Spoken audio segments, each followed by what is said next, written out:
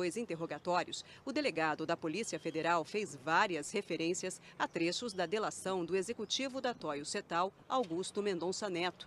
Segundo Augusto Mendonça Neto, dentro do clube formado pelas empreiteiras que participariam do esquema bilionário de propina, havia um subgrupo, o Clube VIP, formado pelas empresas de maior poder econômico. O Clube VIP conseguiu garantir só para ele a refinaria Abreu e Lima, em Pernambuco, um contrato de 6 bilhões e 700 milhões de reais. Outro depoimento, o diretor da Galvão Engenharia, Ayrton Medeiros Fonseca, confirmou que pagou propina para a organização criminosa, que, segundo as investigações, foi montada para desviar dinheiro de obras da Petrobras. Mas o advogado alega que o cliente foi obrigado a fazer os pagamentos. O meu cliente deixou claro que ele e a empresa pela qual ele trabalha foram vítimas de uma extorsão praticada por um funcionário público.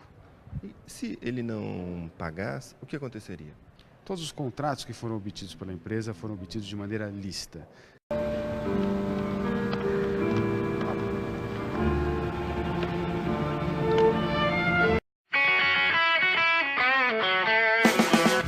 Vinte obras que o BNDES financiou em outros países. Como estes, existem mais de 3.000 empréstimos concedidos pelo BNDES no período de 2009 a 2014. A seleção dos recebedores destes investimentos, porém, segue incerta. Não é novidade para ninguém que o Brasil tem um problema grave de infraestrutura. Diante desta questão, o que o Banco Nacional de Desenvolvimento Econômico e Social, o BNDES, faz? Financia portos, estradas e ferrovias. Não exatamente no Brasil, mas em diversos países ao redor do mundo. Desde que Guido Mantega deixou a presidência do BNDES em 2006 e se tornou ministro da Fazenda também em 2006, o Banco Nacional de Desenvolvimento Econômico e Social tornou-se peça-chave no modelo de desenvolvimento proposto pelo governo. Desde então, o total de empréstimos do Tesouro ao BNDES saltou de 9,9 bilhões, 0,4% do Produto Interno Bruto, para 414 bilhões de reais, 8,4% do Produto Interno Bruto. Alguns desses empréstimos, aqueles destinados a financiar atividades de empresas brasileiras no exterior, eram considerados secretos pelo banco. Só foram revelados porque o Ministério Público Federal pediu na Justiça a liberação dessas informações. Em agosto, o juiz Adversi Mendes de Abreu, da 20ª Vara Federal de Brasília, considerou que a divulgação dos dados de operações com empresas privadas não viola os princípios que garantem o sigilo fiscal e bancário dos envolvidos. A partir desta decisão, o BNDES é obrigado a fornecer dados sobre que o Tribunal de Contas da União, o Ministério Público Federal e a Controladoria Geral da União, a CGU, solicitarem. Descobriu-se assim uma lista com mais de 2.000 empréstimos concedidos pelo banco desde 1998 para a construção de usinas, portos, rodovias e aeroportos no exterior. Quem defende o financiamento de empresas brasileiras no exterior argumenta que a prática não é exclusiva do Brasil. Também ocorre na China, Espanha ou Estados Unidos, por exemplo. O BNDES alega também que os valores destinados a essa modalidade de financiamento correspondem a cerca de 2% do total de empréstimos e que os valores são destinados a empresas brasileiras, empreiteiras, em sua maioria, e não aos governos estrangeiros. A seleção dos recebedores destes investimentos, porém, segue incerta. Ninguém sabe quais critérios o BNDES usa para escolher os agraciados pelos empréstimos. Boa parte das obras financiadas ocorre em países pouco expressivos para o Brasil em termos de relações comerciais, o que leva a suspeita de caráter político na escolha. Outra questão polêmica são os juros abaixo do mercado que o banco concede às empresas. Ao subsidiar os empréstimos, o BNDES funciona como um Bolsa Família ao contrário, um motor de desigualdade. Tira dos pobres para dar aos ricos. Ou melhor, capta dinheiro emitindo títulos públicos com base na taxa Selic, 11% ao ano, e empresta a 6%. Isso significa que ele arca com 5% de todo o dinheiro emprestado. Dos 414 bilhões de reais emprestados este ano, 20,7 bilhões são pagos pelo banco. É um valor similar aos 25 bilhões gastos pelo governo no Bolsa Família, que atinge 36 milhões de brasileiros. Seguem 20 exemplos de investimentos que o banco considerou estarem aptos a receber investimentos financiados por recursos brasileiros. Julgue você mesmo.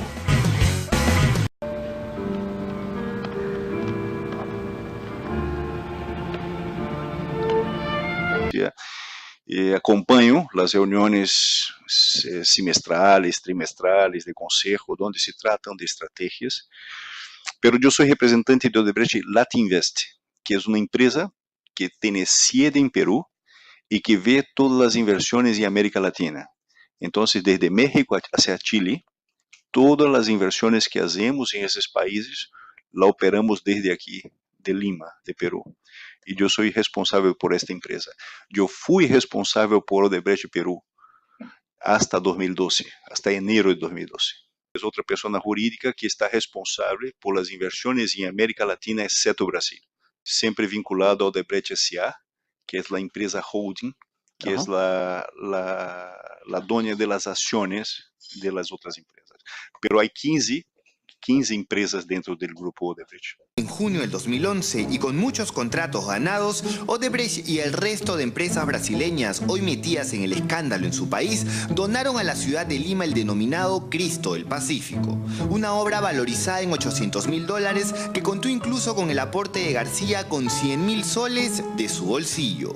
¿Le parece ético, por ejemplo, recibir una donación de una empresa que gana importantes contratos con el Estado? Al contrario, lo que es poco ético sería recibir coimas de una empresa, como ha ocurrido en nuestro país.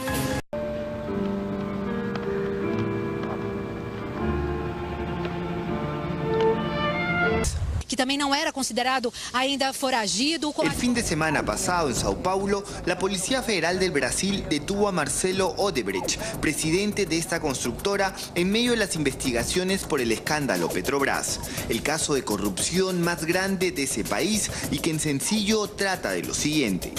Según la justicia brasileña, empresas como Odebrecht, OAS, Camargo Correa y Andrade Gutiérrez habrían acordado repartirse las licitaciones de la estatal Petrobras a cambio de coimas millonarias a directivos de esta empresa. Dinero que muchas veces habría sido desviado a los partidos políticos de ese país. Según la justicia brasileña, Marcelo Odebrecht sabía de estas operaciones ilícitas. Pero ¿por qué este tema debe preocuparnos tanto? Por algo muy sencillo. Tanto la empresa que Odebrecht preside como el resto de firmas brasileñas involucradas tienen importantes inversiones y contratos también en el Perú. Contratos desplegados a lo largo de los últimos 3 gobiernos constitucionales. El de Alejandro Toledo, el de Alan García y el de Ollanta-Humala. Esta firma brasileña, con presencia en más de 21 países, tiene 35 años en suelo nacional y por lo visto no le ha ido nada mal.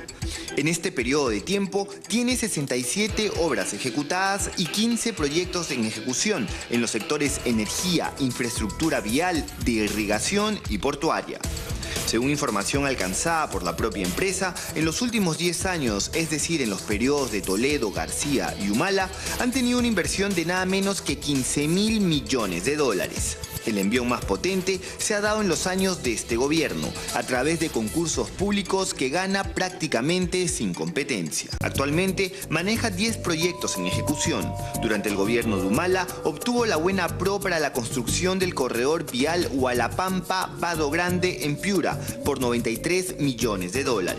También obtuvo en consorcio la tercera etapa del proyecto de irrigación de Chavimochic por $406 millones.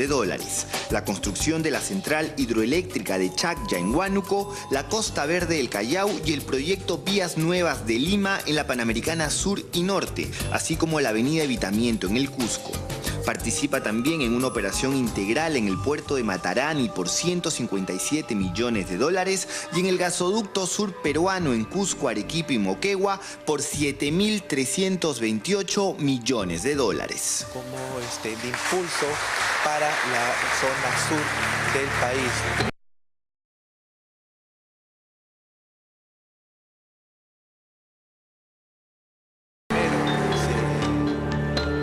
Fuera de los proyectos que ejecuta, Odebrecht tiene 5 concesiones activas en nuestro país.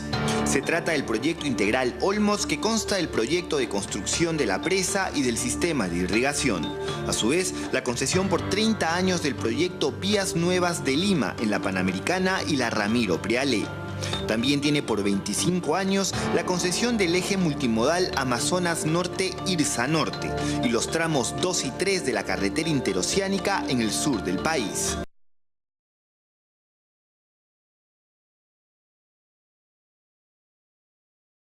Que la polémica y la controversia han acompañado a Odebrecht a lo largo de estos años en nuestro país. El año pasado, el postor que perdió la buena pro para el enorme proyecto del gasoducto sur, obtenido finalmente por Odebrecht, calificó el proceso de irregular y poco transparente.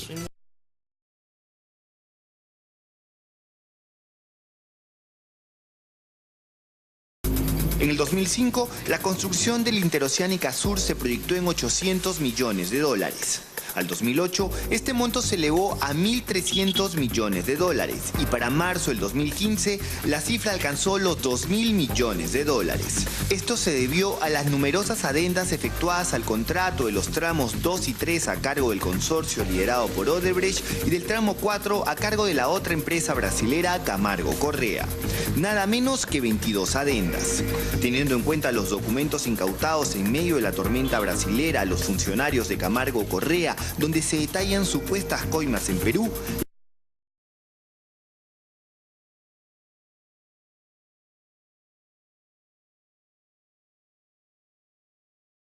pero como he mencionado, toda obra que se hace en concurso oferta a precios unitarios es una obra que tiene problemas. Este mismo gobierno los ha sufrido cuando intenta hacer una obra. Bien, el propio comienzo, no hemos hecho 1 kilómetro de túnel y ya tenemos severísimos problemas, no solo por las expropiaciones necesarias, sino por la característica del suelo que va a obligar a que lo que se contrató por 5.800 cueste más de 8.000. Lo he escrito, lo sostengo y así va a ser. En su momento, se armó todo un debate en torno a esta figura que intentaba replicar el atractivo del Cristo de Corcovado de Río de Janeiro. ¿Qué favores pagaban Odebrecht y las demás empresas con esto? Se preguntaba entonces la oposición. Por lo pronto a este efigie solo se le conoce un milagro. Días después de colocado el Cristo multicolor en el Morro de Chorrillos, Odebrecht se hizo con la buena pro del tramo 2 de la línea 1 del Metro de Lima, que terminó costando cerca de 600 millones de dólares. No, pero no insinúen cosas de moralidad.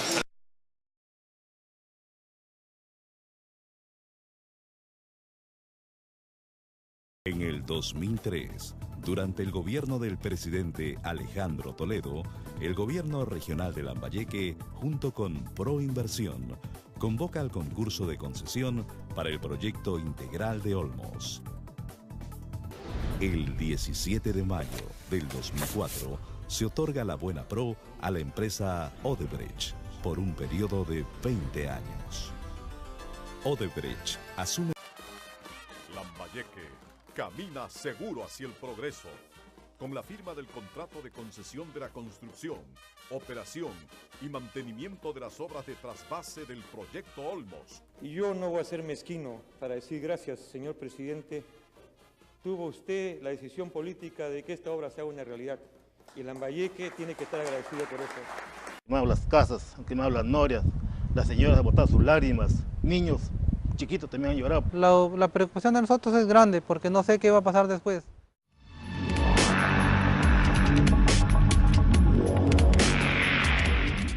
El sitio que nos han reubicado nos dejan en un espacio bien reducido. Y aún más, que no contamos con títulos de propiedad, no nos creemos propietarios de de ese lugar donde estamos reubicados. Ellos nos indican que habían sido desalojados a la fuerza, de manera violenta y agresiva, a finales del año 2011. Nosotros desde Amnistía Internacional tomamos la decisión de viajar a la propia comunidad e ir varias veces a Chiclayo para constatar y tomar los testimonios de estos pobladores. Ahí finalmente constatamos que ellos habían sido desalojados, que estaban viviendo ahora en la nueva urbanización que se llama La Algodonera, pero que estaban viviendo de una manera precaria, no eran los mismos que las casas donde ellos habían estado. Los acompañamos a los señores y nos mostraron cómo habían quemado sus norias, habían cerrado sus pozos de agua donde ellos vivían. Estamos engañados.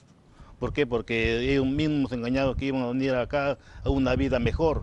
¿Qué vida mejor? Estamos más peor estamos. Hoy iniciamos la recta final de este sueño de 80 años. Hoy, con la presencia del presidente de la República, Alan García Pérez, nuestra máxima autoridad regional, Nery Saldarriaga de Crol, suscribió el contrato de concesión para la ejecución de las obras de irrigación de las 43.000 hectáreas que comprenden la primera etapa de la puesta en marcha del proyecto hidroenergético Olmos. Hemos logrado dar ejemplo a nivel país en relación a esta iniciativa privada y hoy día en este día histórico por fin firmar el contrato de concesión de las obras de irrigación y que va a consistir obviamente en los próximos meses la venta de las tierras. El asunto del contrato de las obras de irrigación, ellos no invierten un solo centavo. No, ni un solo. Ellos vienen bolsillo cero, aquí están las tierras, venden las tierras. Con el dinero de las tierras compro el material, el equipo, los insumos, pago a mis técnicos, pago mi mano de obra, me cobro el servicio por la ejecución de... y encima me dan 20 años para que 25. Yo les cobre por el pase del agua. O sea, aquí, yo digo, si ellos no han invertido un solo centavo, en su ¿cómo momento, se les puede dar por 25 años para que vendan el agua? Luego de que no han sacado de su bolsillo ni un sol para construir las obras, porque eso es producto de una venta de tierras que en el proyecto original nunca estuvo venta de tierras. Nada va a parar la obra de Lambayeque. Hay algunos todavía, como quedan, para suerte son poquísimos, trasnochados que creen que la inversión privada es enemigo del desarrollo de un pueblo. Durante la ceremonia, el proyecto de irrigación Olmos sale hoy al mundo para transformar la región de Lambayeque y la que va a conducir a los nuevos horizontes de desarrollo anhelados por más de 80 años. Un proyecto al cual sentí mi vida atada por la dimensión es este, y me permití decirlo líricamente muchas veces en el parque principal de Chiclayo. Aspiraba a ver realizarse este proyecto. En los últimos meses en el país se ha venido hablando acerca de la subasta de tierras del proyecto de irrigación Olmos. Ya se subastaron las tierras, sin embargo, al parecer habrían ocurrido algunas irregularidades, así vamos a llamarlo. ¿Qué ha sucedido exactamente? Bueno, efectivamente, nosotros hemos detectado que en la última subasta de un porcentaje de las 38.000 hectáreas del proyecto Olmos, al menos una de las condiciones de la subasta habría sido tergiversada, por llamarlo de algún modo, ¿no? ¿De qué se trata específicamente? Cuando se convocó a la subasta de tierras, una de las condiciones para que pueda participar un postor era que podía ofrecer comprar los lotes componentes de un sector de Olmos y no más de un sector. ¿De cuántos sectores Estamos hablando de 3 sectores, el sector A, el sector B y el sector C. Cada postor solamente podía comprar lotes en un solo sector. De algún modo esta era una regla para impedir que un solo inversionista o un solo grupo económico pueda acaparar todo el proyecto Olmos, ¿no? Era una regla mínima porque finalmente estamos hablando de sectores que el mayor de ellos alcanzaba casi 20.000 hectáreas, ¿no? Entonces se podía dar el caso que un solo inversionista pueda comprar hasta 20.000 hectáreas de las 38.000 que se iban a subastar. Que ya es una cifra excesiva, demasiado, ¿no? Es una cifra que obviamente no concilia con ninguna idea de enfrentar el actual proceso de concentración de tierras, ¿no? ¿Y qué pasó? Bueno, lo que ha pasado es que en la última subasta, el Grupo Gloria, a través de una empresa vinculada al grupo, que se llama Coazúcar, ha podido comprar lotes en más de un sector, en el sector A y en el sector B. En el sector A ha comprado a través de Coazúcar y en el sector B ha comprado directamente Gloria. Entonces, a través de esta figura de la creación de dos personas jurídicas, lo que se ha hecho es vulnerar una condición de la subasta.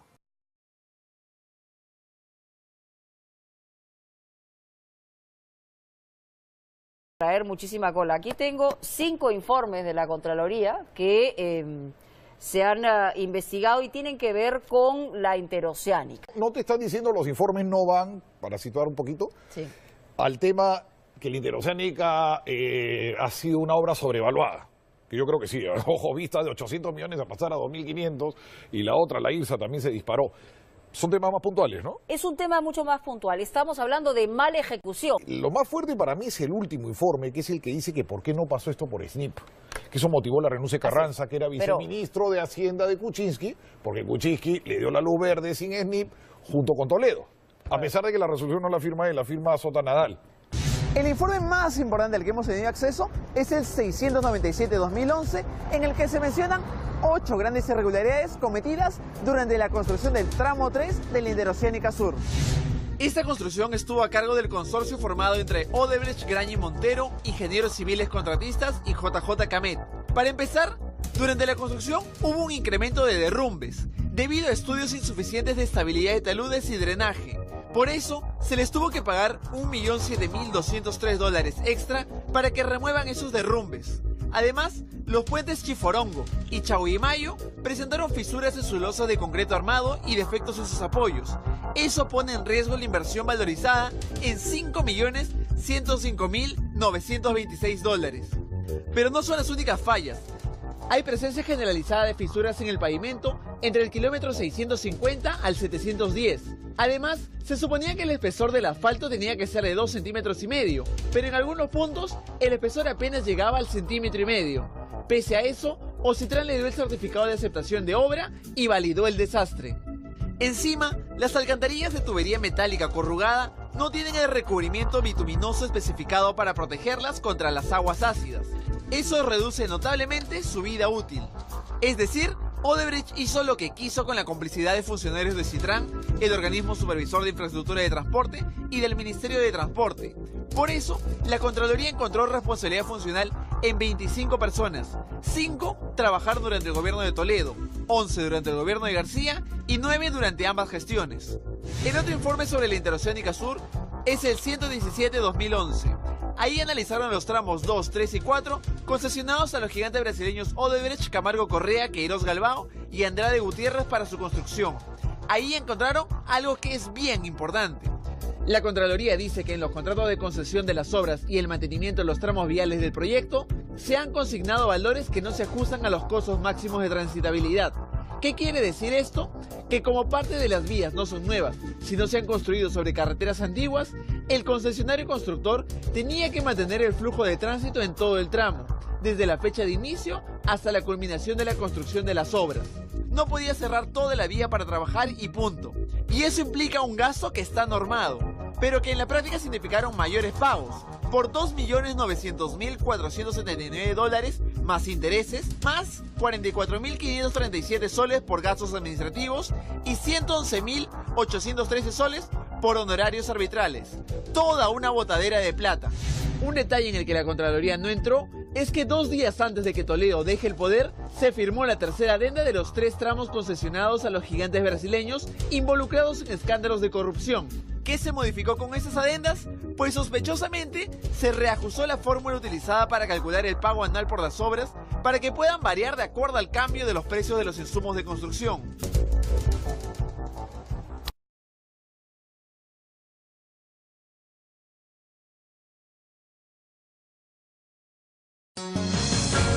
La interoceánica es una realidad que se puede palpar. La construcción de la carretera que unirá las regiones de Ancash, Huánuco y Ucayali con el país vecino de Brasil tendrá un extraordinario impacto económico que facilitará grandes oportunidades en el intercambio comercial de los productos ancachinos. Para poder comprobar el gran avance de esta significativa obra, el embajador de Brasil, Jorge Taunay Filo, quien llegó a nuestro puerto de Chimbote para conocer de cerca la realidad ancachina como potencia de intercambio comercial, También se trasladó con el presidente regional César Álvarez Aguilar hacia la carretera interoceánica para constatar sobre el gran corredor que conectará con Cruzeiro do Sul. Bueno, yo también hasta esta mañana desconocía, ¿no? Sabía que existían, pero cuando los visité me impresioné mucho. Hace 2 años en estas tratativas, en estas negociaciones, porque teníamos que de aquí los ancachinos primero pasar por Huánuco, seguir hacia Ucayali, rumbo a Cruzeiro do Sul. Son 2 años que hemos estado en plenas negociaciones y esto culminó el 11 de diciembre cuando el presidente Lula da Silva y el presidente Alan García, en Palacio de Gobierno y en presencia de los presidentes regionales, firmaron el acta.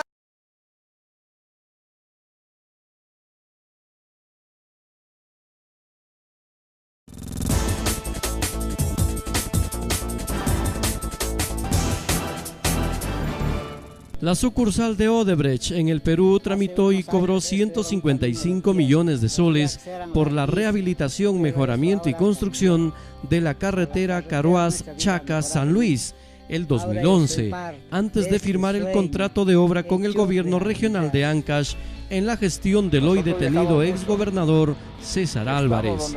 Así lo establece un informe de la Contraloría General de la República en manos de la Fiscalía Anticorrupción de Ancash. El contrato por un monto de 404.826.000 soles se firmó el 22 de diciembre del 2010 y la obra se inició el 8 de febrero del 2011. Sin embargo, el 15 de diciembre del 2010, Odebrecht solicitó el adelanto para materiales e insumos por 155.032.000 soles. El artículo 188 del reglamento de la Ley de Contrataciones del Estado señala que esta solicitud recién se podía presentar al inicio de obra, es decir, después del 8 de febrero del 2011.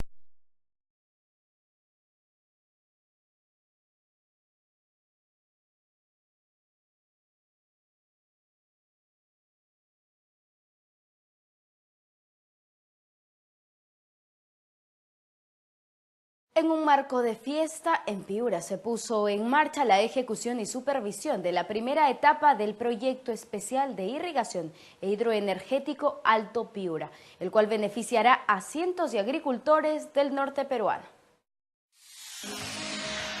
Los altopiuranos por fin ven cristalizar el sueño que esperaron por más de 70 años.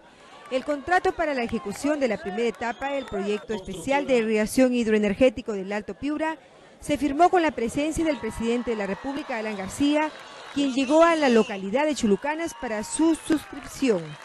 El jefe de Estado estuvo acompañado por representantes de la empresa contratista brasilera Camargo y Correa, el ministro de Agricultura Adolfo de Córdoba, el presidente del Consejo de Ministros Javier Velázquez Quesquén, el presidente regional de Piura César Treyes Lara, el monseñor Daniel Turley y el alcalde de Chulucanas. En la primera etapa de este ambicioso proyecto hidroenergético se irrigarán más de 35.000 hectáreas de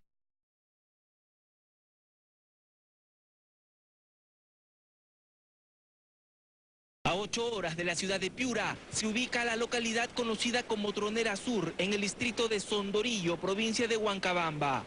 Aquí se inició la perforación del túnel de trasvase del proyecto especial de irrigación e hidroenergético Alto Piura. Las aguas del río Huancabamba pasarán por un túnel de 13 kilómetros de longitud, construido a 2 kilómetros por debajo de este cerro, permitiendo irrigar los cultivos de las provincias de Huancabamba, Morropón y Piura. Esta vez el presidente de la República, Ollanta Humala, no pondrá la primera piedra de una obra, sino que sacará la primera piedra, dando inicio a la construcción de un túnel trasandino que permitirá irrigar 50.000 hectáreas de cultivo. El mandatario procedió de manera simbólica a la detonación. La ceremonia ha concluido. Estamos trabajando coordinadamente para desarrollar este proyecto del Alto Piura. Saludamos también el compromiso de la empresa Camargo.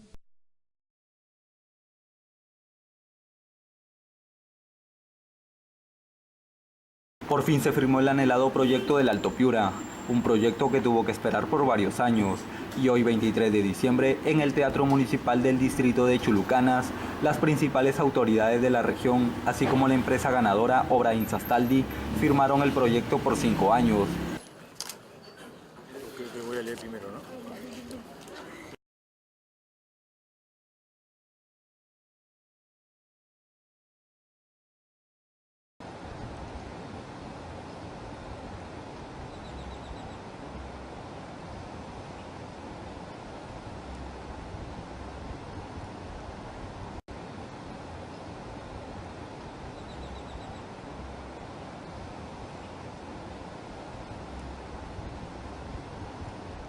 Mira, estamos en contra del proyecto porque, para empezar, os hace cuenta, nosotros como ciudadanos no tenemos ninguna información acerca del proyecto. No se hizo lo que nosotros creemos pertinente, que es la consulta pública, que es primero preguntarle a la ciudadanía si están dispuestos a aceptar este tipo de proyectos. Y en otra de las cosas, o de las situaciones, es de que es una zona muy bonita, muy privilegiada, una zona, digamos, bendecida por Dios, porque es un paraíso todo enorme de diferentes paisajes, de naturaleza muy bonita y rica. Y además de esto, bueno, pues lo que nosotros pensamos que puede afectar es a la fauna y a la flora del río, toda la fauna y la flora que están dentro en el agua y en la cuenca, y además de esto, pues a todos los habitantes de la región. Mira, te digo algo que es bien importante. Hace poquito más de 3 años que nos dimos cuenta del proyecto de manera accidental.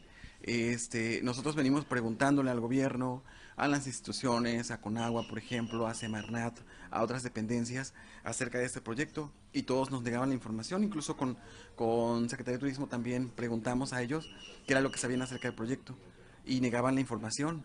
De hecho, vinieron negando la información hasta hace, una semana que salieron las publicaciones, y hasta que nosotros fuimos a la zona a darnos cuenta, porque aunque ellos dicen que ellos no van a empezar a construir ahorita porque tienen que hacer la consulta pública, bueno, pues aquí te muestro las fotos de la presencia de obreros trabajando en la zona, haciendo algo que se llama un estudio geotécnico de la zona, y no nos pueden decir que se van a esperar, porque incluso ya están trabajando. Y actualmente, después de que nosotros fuimos para poder sacarlos de la zona, preguntarles si tenían los permisos correspondientes para trabajar, ellos nos contestaron que no tenían los permisos, y pues se vieron obligados a salir del área.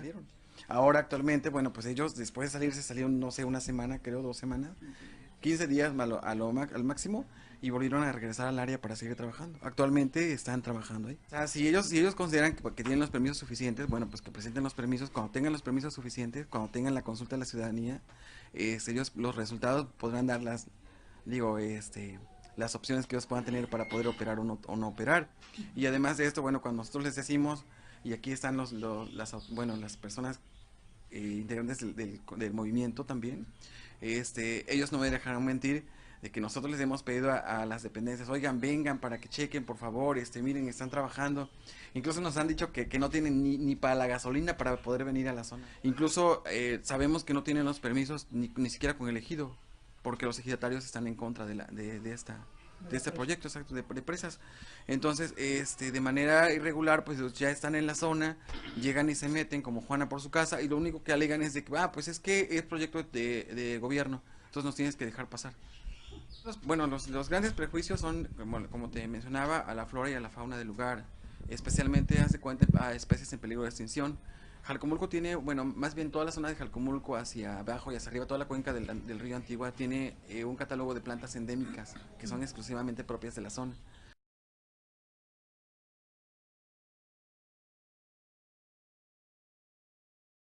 Odebrecht es de las pocas obras que no han sido auditadas.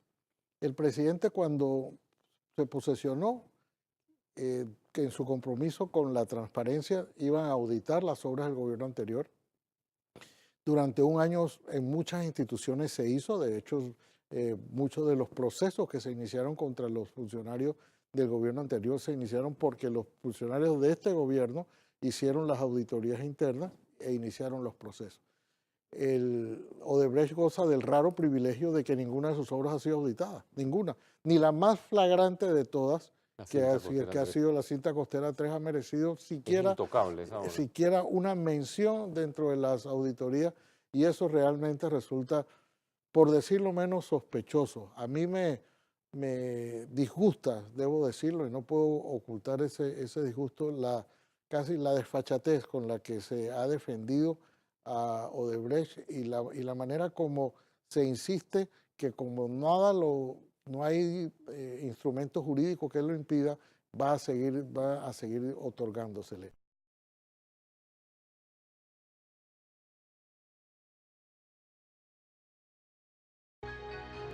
Odebrecht tiene una actuación destacada en la República Dominicana desde 2002 y cumple sus 10 años, construyendo infraestructuras fundamentales para el desarrollo del país. A través de esta década de alianza con el pueblo dominicano, se inició con la construcción del acueducto de la línea noroeste, que vemos nuestra participación en el sector hídrico con la construcción del acueducto múltiple Samaná. Otra obra que colabora para la mejoría de la calidad de vida es el proyecto Acueducto Múltiple Hermanas Mirabal. En 2004, Odebrecht ingresó en un sector vital para el progreso de un país, el sector de la energía, con la construcción de la central hidroeléctrica de Pinalito. Continuamos en este sector con la construcción de la central hidroeléctrica de Palomino, localizada en la provincia de San Juan. Colaboró en el sector de transporte con varias obras. La primera de ellas fue la carretera Casabito, con sus más de 50 kilómetros. Continuamos con la ejecución de un nuevo proyecto con características similares, la carretera El Río Jarabacoa. Consistió en la modernización de más de 26 kilómetros de carreteras. Iniciamos entonces el principal proyecto de transportes en el país en aquel momento, la moderna Autopista del Coral. Siguiendo el objetivo de potenciar el crecimiento de la industria turística nacional, se inició la construcción de la carretera Milles, además de 110 kilómetros de extensión.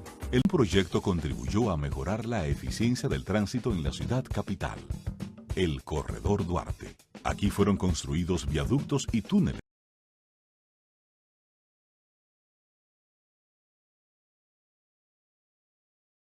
El 18 de noviembre del año pasado, en un programa de televisión, yo dije que este caso de las plantas de Punta Catalina iba a ser multiplicado por muchas veces la Sunland y los tucanos de este gobierno. Es decir, una licitación en la que se escogió a quien hacía la oferta más alta, casi del doble de la segunda, que no tenía financiamiento, porque no tenía, todavía hoy hay temas y problemas con el financiamiento. Mientras tanto, el Estado Dominicano, sin tener el financiamiento, se ha ido endeudando internamente. Van cerca de 1.000 millones de pesos y se dice que la semana que viene para la Cámara de Diputados otro préstamo más. Y tiene puntos en su interior, como el de 84 millones de dólares para gastos de hielo, viajes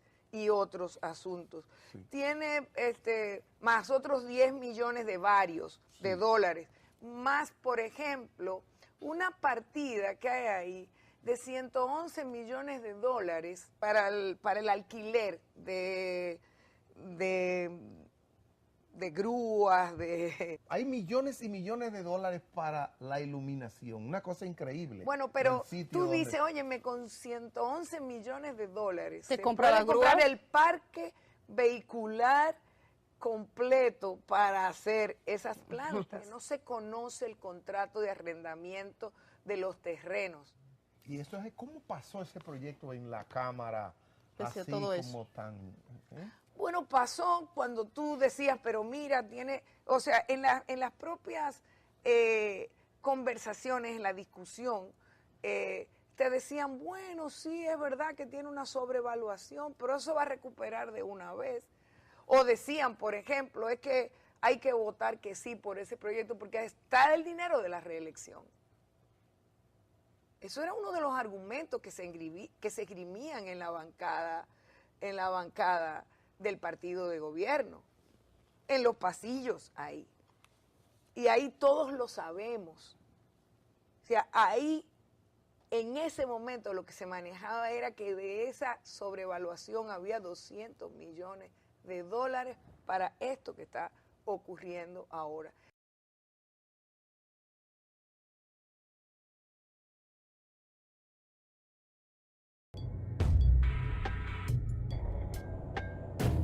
una segunda cosa que es muy importante, que algunos de esos proyectos se comenzaron a hacer con cooperación de otros países. Yo mencionaba algunos casos que tenían que ver con Irán, otros con Brasil, como es el ejemplo de la línea 5, en el cual el gobierno venezolano no solo lo financia, sino que también se usan recursos que proceden de China y un aporte que también procede de Brasil a través del Banco Nacional de Desarrollo de Brasil. Con ese anteproyecto se sacaba a licitación pública la contratación de empresas para hacer la ingeniería de detalle y la construcción de las obras. La mayoría, ahorita mismo las obras de la línea 5 dependen de una compañía contratista brasileña que se llama Odebrecht. Esa contratista se ha convertido en una empresa muy importante en Venezuela que desarrolla, podemos llamar megaproyectos en distintas partes del territorio, y es una compañía de la cual dependen obras claves para el transporte masivo en Venezuela. La asignación de esas obras, según los testimonios que he recibido, según el proceso de investigación que he realizado, fueron asignadas, digamos, por vía directa. Fueron asignadas en el marco de convenios, de acuerdo con el mismo discurso gubernamental, en el marco de convenios bilaterales, ¿no?, entre Venezuela y Brasil. Atención, este evento de rápido, comunicarse con la caseta principal. Bueno, pero porque el mismo día que toca se llama anarquía. Pero aquí pareciera que este sí es el nuestro. Oh, Dios. No, olvídelo.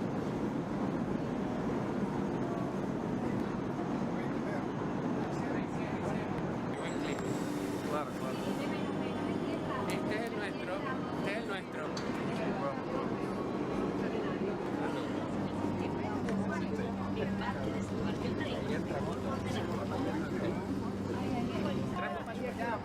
Estamos en eso, estamos en eso.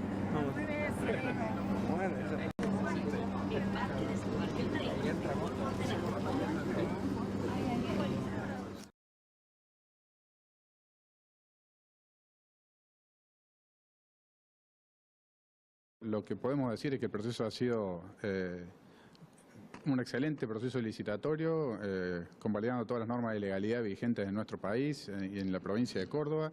Hemos tenido 10 ofertas de 10 grupos empresarios de distintos lugares del mundo que han participado y han concluido con una oferta económica que está por cerca de la mitad de lo que la Nación ha contratado en los últimos años el gasoducto, el NEA, habiendo reducido, como le decía recién, el plazo de obra en 12 meses. Y nosotros lo único que hacemos es un control de legalidad en base a las reglas de juego que son el marco normativo con que se rigen todas las licitaciones. Tanto y en cuanto no haya ningún impedimento legal para contratar, nosotros no podemos a ninguno de los oferentes, sea esta empresa o cualquier otra, ninguno de los oferentes nosotros podemos dejarlo afuera, so riesgo de que la provincia tenga un juicio, ¿no es cierto?, por haber descartado una oferta buena, y sobre todo teniendo en cuenta que el que sigue, para que usted tenga una idea, en el caso de la empresa brasilera que usted alude particularmente, ha hecho una oferta que excede notablemente el monto de oferta de Odebrecht en 550 millones de pesos, con lo cual obviamente nosotros lo que hemos hecho es atenernos a toda la legalidad del proceso, con participación de empresas argentinas, empresas internacionales, china, brasilera, española, y ganaron este alto proceso competitivo con cerca de 56 ofertas, lo que presentaron las ofertas más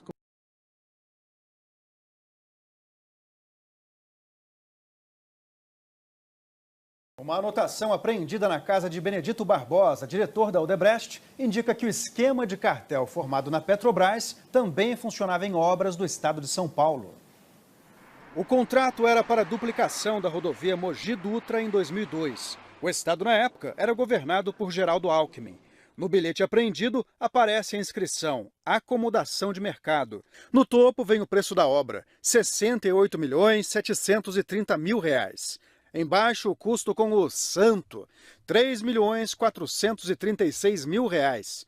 Para os investigadores, esse valor corresponde a pagamento de propina. Quem venceu a licitação para a duplicação da rodovia foi a Queiroz Galvão. A Odebrecht ficou em quinto lugar. A polícia suspeita que o resultado foi arranjado pelas construtoras envolvidas na concorrência. Em nota, o governo do estado de São Paulo disse que quem tem que dar explicações são as empresas envolvidas.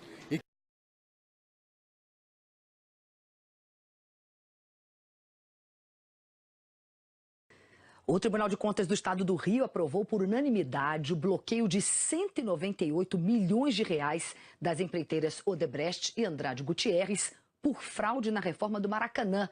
Em geral, o Tribunal de Contas só tem poder de fazer recomendações. Mas, nesse caso, o tribunal garantiu que existe jurisprudência para bloquear o dinheiro.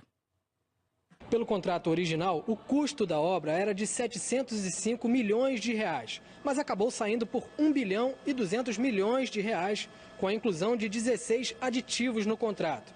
De 2011 a 2014, o Tribunal de Contas fez 4 auditorias e encontrou uma série de irregularidades na construção, como a compra de itens duplicados, a realização de serviços sem necessidade e o sobrepreço de materiais. Nos últimos anos, foram abertos 22 processos no Tribunal de Contas. Inclusão da obra, ou seja, Odebrecht e Andrade Gutierrez. A empresa afirmou ainda que entrou em recuperação judicial e foi vendida em junho do ano passado para o grupo espanhol Essentium. As empreiteiras Odebrecht e Andrade Gutierrez informaram que não vão se manifestar.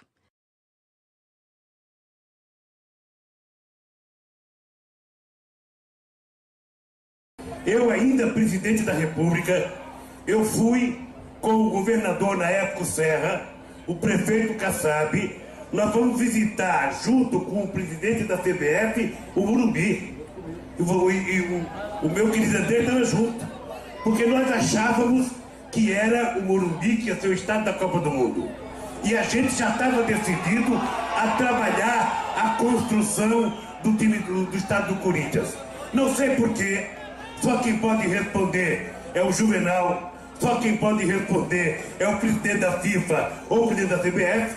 Eu não sei porquê, não quiseram, e nós, graças a Deus, arrumamos um grupo de empresários que assinaram o contrato agora e finalmente, além de ter um estádio, ele irá fazer a abertura da Copa do Mundo de 2014. Eu quero agradecer ao presidente do Corinthians, à diretoria do Corinthians, o conselheiro do Corinthians, mas quero agradecer sobretudo ao doutor Emílio Odebrecht, presidente do Conselho da Odebrecht, e o Marcelo, presidente do Grupo Odebrecht. Porque foram duas pessoas que começaram a construir essa obra ainda sem o contrato assinado. Eles já estão trabalhando há 90 dias e o contrato foi assinado hoje.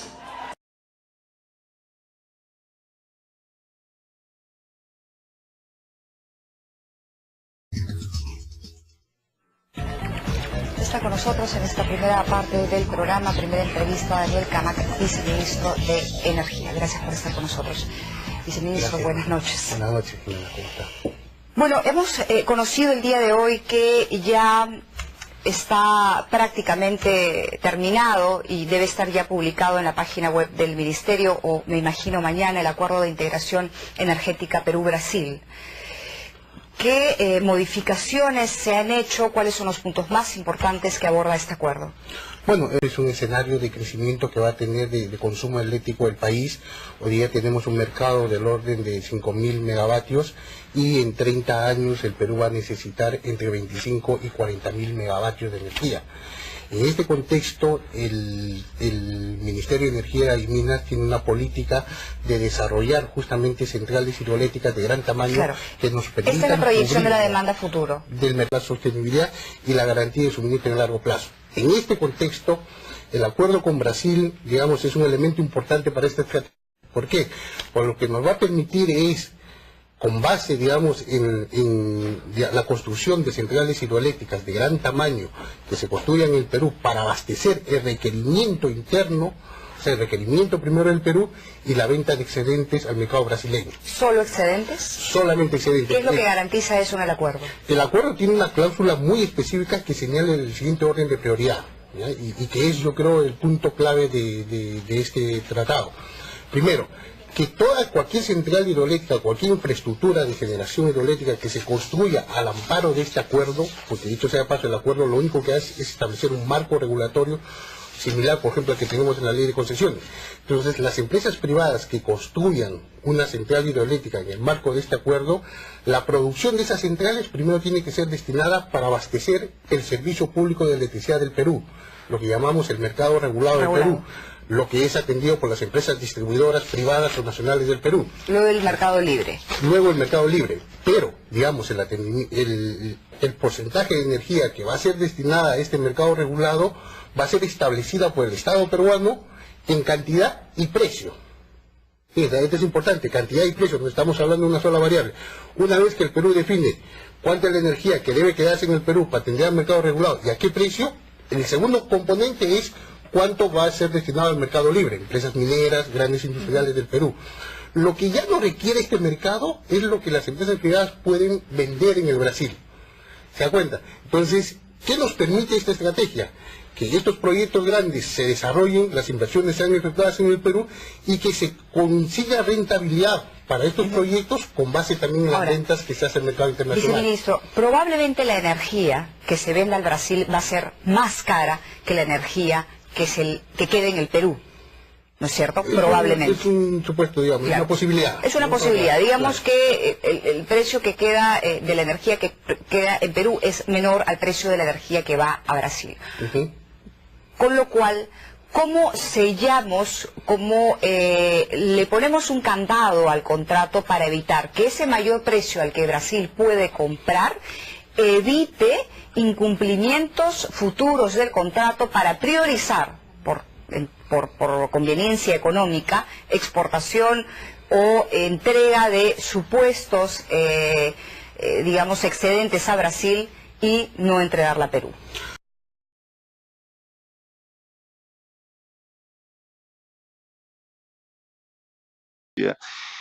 Acompanho las reuniones semestrales, trimestrales de consejo, donde se tratan de estrategias, pero yo soy representante de Odebrecht Latinvest, que es una empresa que tiene sede en Perú y que ve todas las inversiones en América Latina.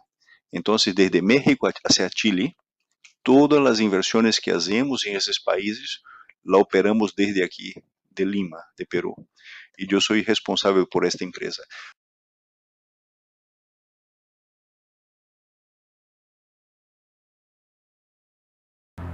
O Ministério Público do Trabalho denunciou a construtora Odebrecht, uma das maiores empreiteiras do mundo, por trabalho escravo e tráfico internacional de pessoas. O SBT teve acesso com exclusividade a um documento que comprova as irregularidades na contratação de operários para uma obra em Angola, na África.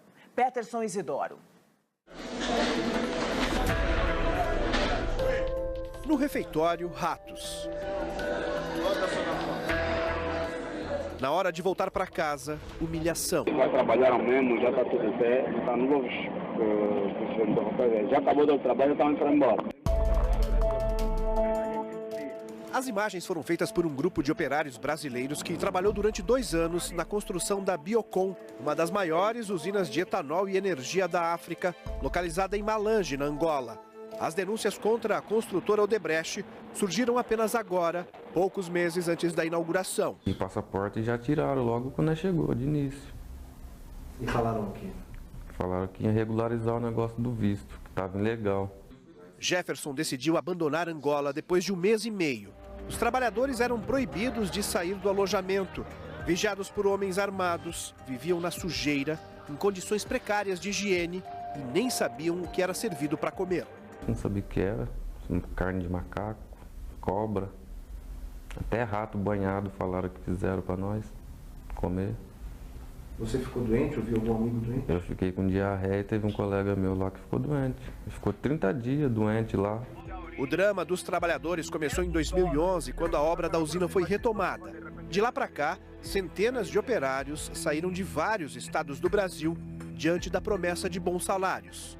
Durante 6 meses, funcionários e executivos de 4 empresas ligadas ao grupo Odebrecht foram investigados pelos procuradores aqui da região de Araraquara, que concluíram que a empresa multinacional praticou o tráfico internacional de seres humanos, além de submeter mais de 500 pessoas ao trabalho escravo. Como eles chegaram lá e foi retido o passaporte, eles não tinham como sair dali e ir para a cidade fazer compra. E eles eram obrigados a comprar dos cambistas internos e comprar, que eram os prepostos da própria empresa que faziam venda, que é ilegal.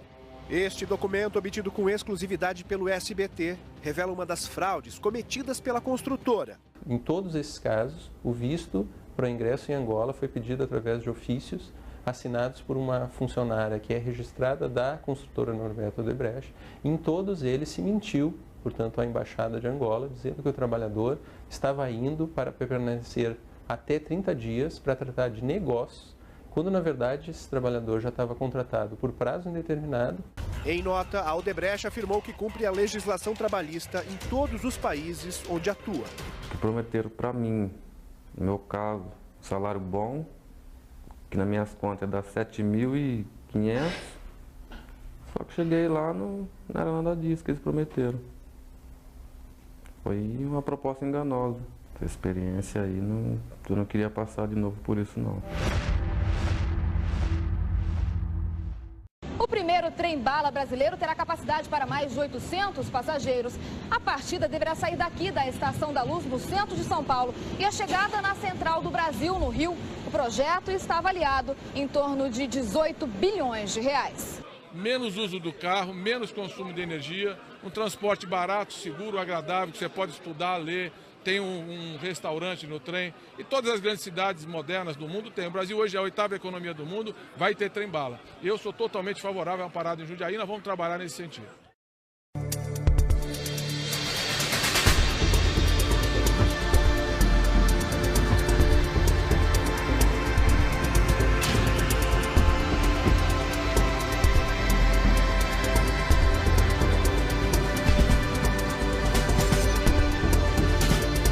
O trem-bala sai de Campinas para São Paulo e de São Paulo para o Rio de Janeiro. Tem data para isso? Tem.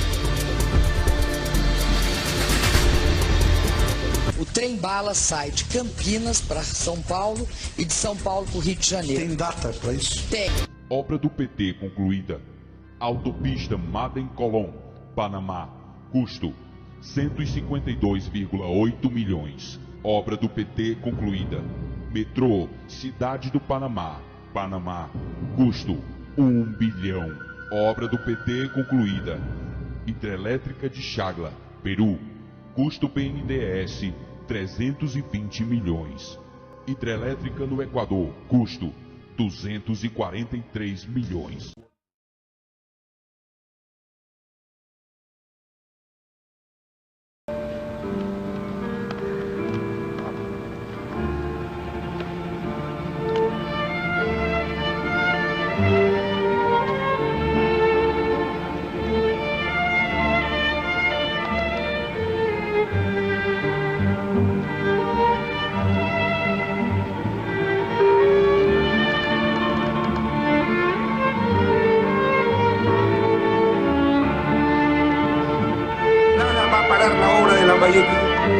Hay algunos todavía, como quedan, para suerte son poquísimos, trasnochados que creen que la inversión privada es enemigo del desarrollo de un pueblo.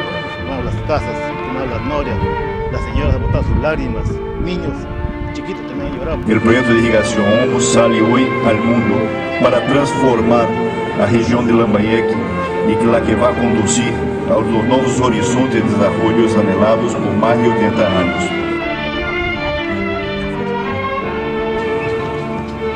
Proyecto al cual sentí mi vida atada por la dimensión es este, y me permití decirlo líricamente muchas veces en el parque principal de Chiclayo.